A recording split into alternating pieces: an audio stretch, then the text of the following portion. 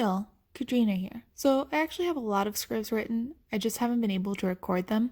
Arcade came out, so my guy has not been going to Tuesday Night Magic, which means I have no time to record things. But I have a lot to talk about. I'm still going to do a video on The Clockmaker's Daughter, which is coming out towards the end of the year. For now, I'm going to be releasing some very late videos on the Brad Pitt movie Ad Astra that came out over a month ago, since I want to talk about it from a genre perspective.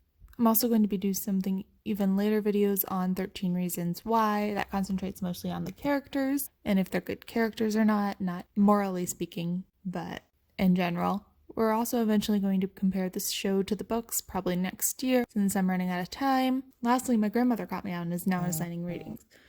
So we'll be doing a few reviews on A Gentleman in Moscow by Amar Twells. So lots planned, especially since I have a huge conference coming up and I'm expected to speak in front of an audience. I'm recording this all at once, so it'll just take time to edit it.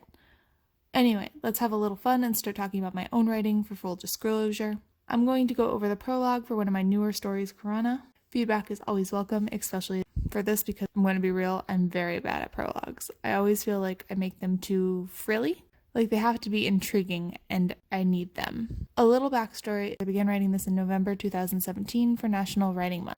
I got about 108 pages in, and then by November 2018, I had 300 pages or so. I'm now at 550 pages. Normally, I edit this alone, but I want to get used to speaking and showing my work, even if it's incomplete.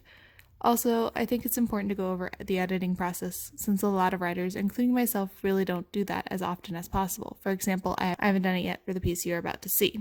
So let's get on to edit your draft. It's a little bit of an aside. I use a bunch of different kind of apps and websites to help me, Grammarly being the chief, as well as Paperwriter and a couple websites to check for passive tense, since I am really bad at that. So anyways, here is the draft. I've written over 300 pages or 120,000 words in a year. By no means all of them are good, of course.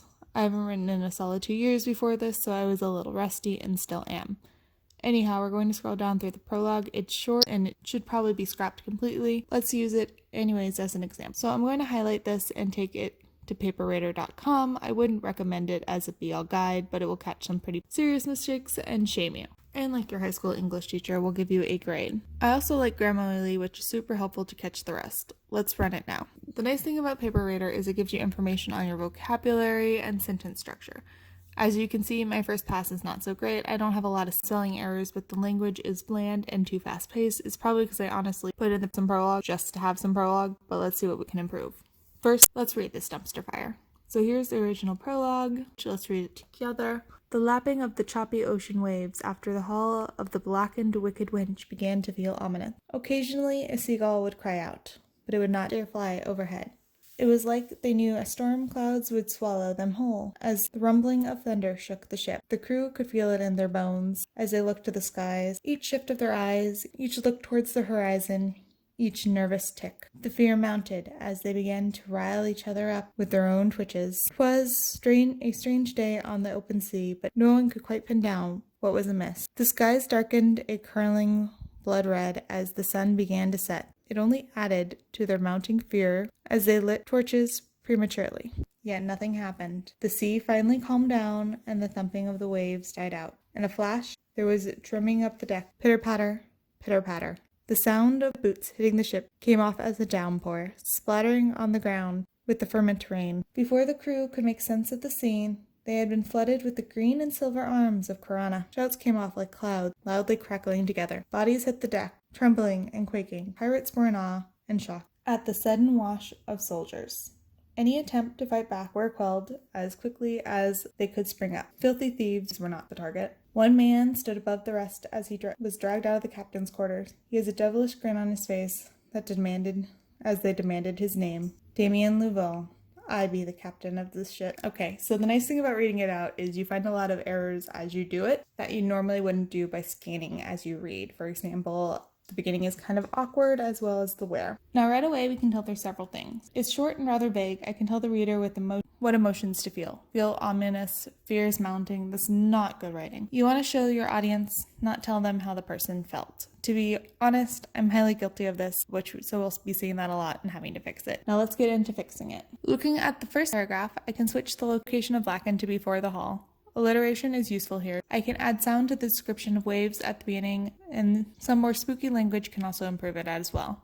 Additionally, making shorter paragraphs in this case can help the passing and make it feel like a heartbeat growing louder and louder. Let's view the edited version now, shall we? Plop, plop, plop. The ominous choppy ocean waves lapped against the blackened hull of the wicked winch. The sound bore into the crew's minds. The men could feel no relief from the haunting resonance. A seagull would release a dying shriek occasionally, mocking the crew. Nevertheless, none dared to fly overhead. It was as if they sensed the storm clouds would swallow their pure white bodies whole if they goaded fate. Ever so often, the rumbling of thunder splintered the ship and the bones of its occupants, threatening to tear the hull in half. Lightning bore down in flashes, licking at the wood. Yet, an act of the divine shielded the ship as if even nature was forbidden to board. Each shift of the eyes, each glance towards the horizon, each nervous tick mounted. They began to rile each other up with their own twitches. If it continued, someone would snap. But who? No one knew. Something was amiss on the open sea.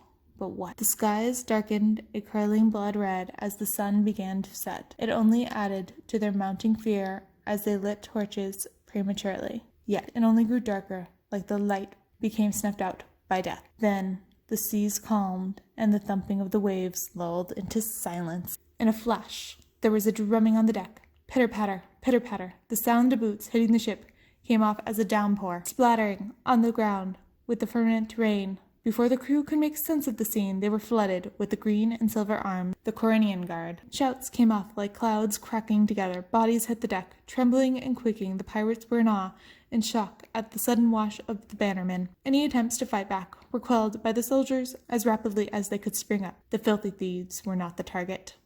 One man stood above the rest as he was dragged from the captain's quarter. He had a devilish grin on his bearded face. His bright blue eyes gleamed in the flickering flames. A lack of fear set into his features as they demanded his name. Damien Laval.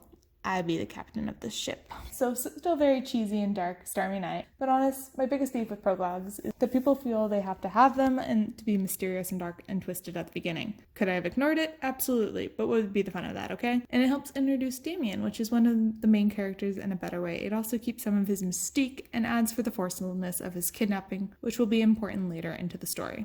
The setup is important, and with that, that is the end of this video. I will see you in the next one shortly.